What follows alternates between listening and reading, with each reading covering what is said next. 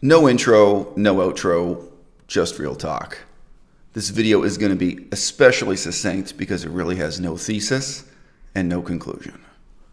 Currently, in Victoria, British Columbia, Canada, and in most of the Pacific Northwest, illegal hard drugs have been, in effect, decriminalized. And I just had a conversation with two police officers about it at quite some length. We had two drug addicts using what was either crack cocaine, possibly fentanyl, possibly meth, but smoking a white powder in our clear view just outside of our window. And they were not in any hurry to go anywhere. And I talked it over with my girlfriend first before calling 911. I was like, well, look, we're both witnesses to this. We can both take photographs with our mobile phones. If we don't call 911, who will? Like, ethically, morally, whose responsibility is it to do something about this, if not ours right now? Like, if I don't do this, if I don't call 911, then I'm really a bit of a hypocrite if I complain that nobody does anything about the drug epidemic. But the ultimate reason to reach out and challenge authority is just to learn from those authority figures fundamentally about how the system works and why the status quo is the way it is. And that is what I learned from talking to these two police officers. So we called 911, told them the story. And again, we have two witnesses, photographs. In this case, if you actually wanted to enforce the law, this could race through the court system, right? About 15 minutes after the call to 911 was placed, two police officers showed up. And they were undercover police officers. They were in a plain black car and not wearing police uniforms. And they just came and asked these two people, these drug users, to move along, which I think also legally they didn't have to do. I mean, if you're not going to be punished for using drugs, you have every right to kind of be passed out in the park or whatever. They were in no rush to leave. I mean, they used drugs and they were enjoying lying around in the grass. In that span of time, they smoked whatever the substance was twice. You could see the puffs of white smoke. We could see everything. You could see the drug paraphernalia in action, whatever you want to say. And I went out to talk to the cops and said, hey, is nobody going to get arrested here? Is nobody actually interested in enforcing the law? And what ensued, it's exactly like the internet social justice warrior stereotypes playing out in real life. And these cops, these are some of the toughest cops in this part of Canada. These are the hard guys. They're relatively big and muscular and tattooed, incidentally, extensive tattoos in the cops. These are the guys who supposedly are out here to rough up the drug addicts as opposed to being in a softer line of work within the police department. And of course, as one of the cops said to me at length, they found me very intimidating. They found me very confrontational in asking these questions. But from my perspective, I told them this too. I said, look, I'm just here to learn. If I didn't have this conversation with you, I said this towards the end. I said, if I didn't have this conversation with you, I would not have learned that this is the way things are here. And I think I think you'll agree. I could not have learned this from reading the newspapers because the newspapers and so on are not entirely honest about this. So they began by just laughing at the notion that they would actually enforce the law and arrest someone for smoking crack cocaine, fentanyl, or meth, as the case may be. They laughed at that. They thought that was hilarious.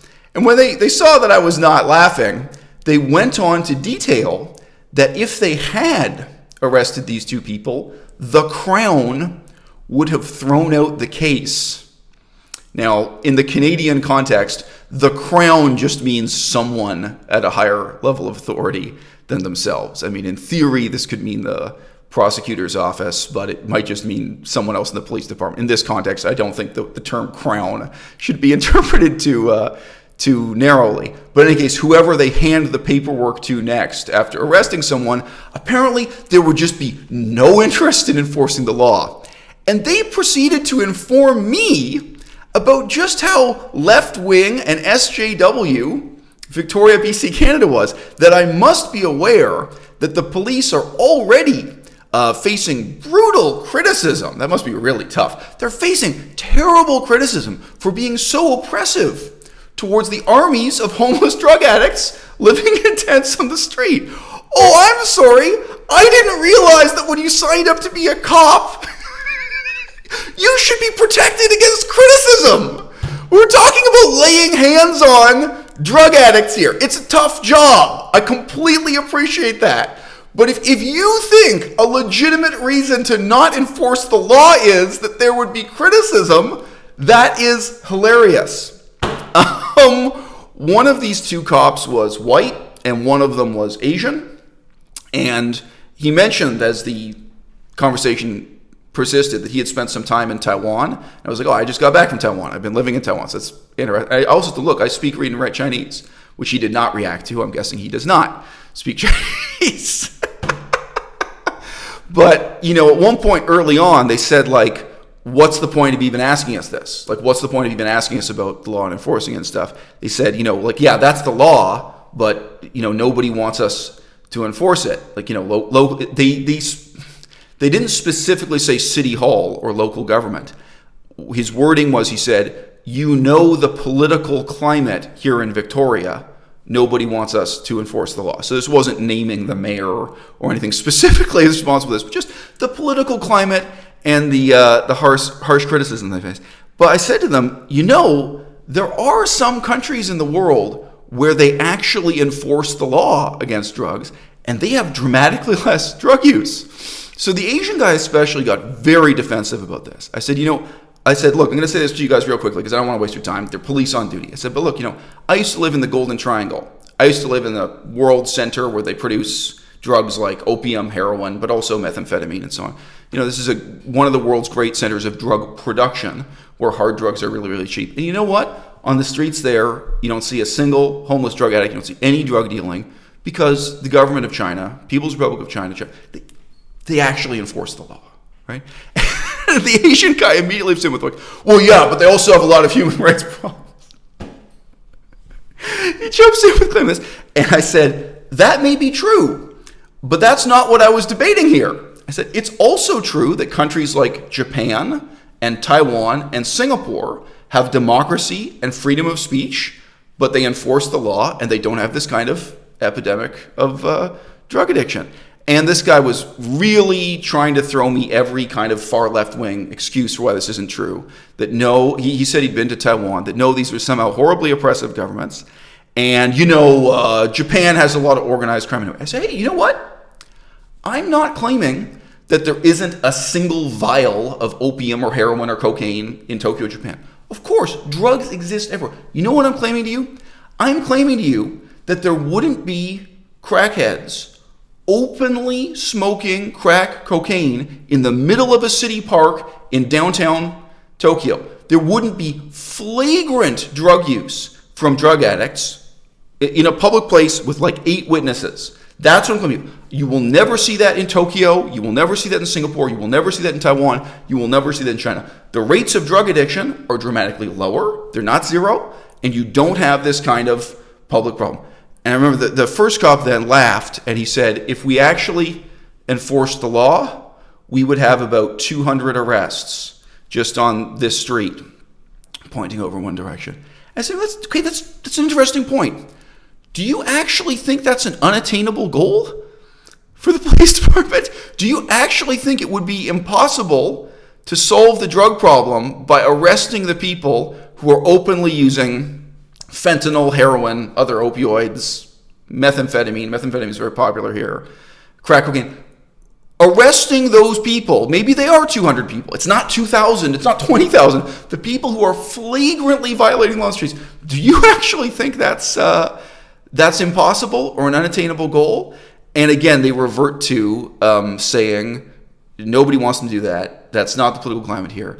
I remember they specifically said to me that if I ran for government, if I tried to get elected to the mayor or city council's office, no one would vote for me because everyone supports their policy, the policy as they're enforcing it, of having de facto decriminalized hard drugs on the streets.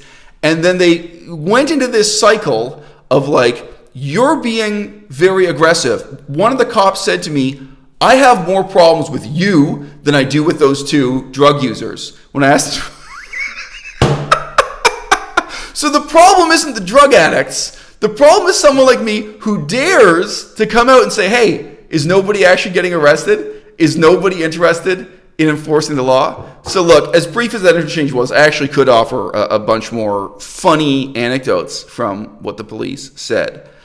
The real moral of the story for you in the audience, the moral of the story is, if you don't make this little bit of an effort, if you don't take this risk, you won't learn for yourself, the structure of political authority, the anatomy of political authority, what the law means in practice where you live. And that was one of the things the cop said to me. He said, well, look, you studied political science in university, so the law and theory on paper, but this is how it is in the real world. In the real world, drugs have been completely decriminalized, apparently because the police are just too intimidated by criticism from the general public, and some kind of reluctance, which needs to be pinned down, whether it's pinned down by someone like me or by journalists or by politicians standing for office, some kind of reluctance on the part of higher authorities like the Crown, the court system, maybe it's local politicians, maybe it's provincial politicians,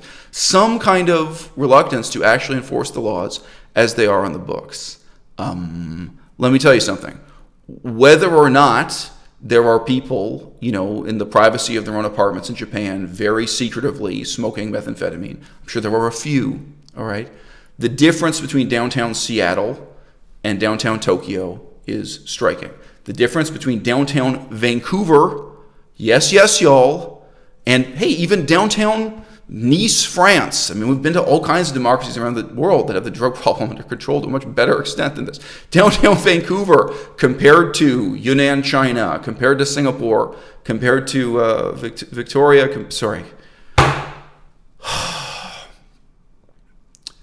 My daughter right now is growing up in France.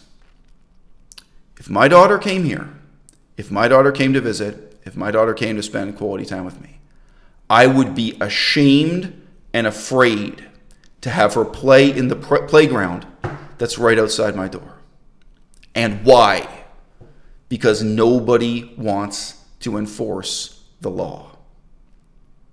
And so this park, like the whole city of the Victoria, and like the whole Pacific Northwest, Seattle and Vancouver included, it's become a playground for drug addicts and for drug addicts only. There's a very simple solution that you can see in Japan, you can see in Taiwan, you can see in Communist China, you can see in Singapore. And that is to enforce the law so that the park can be used by everyone who is willing to obey the law.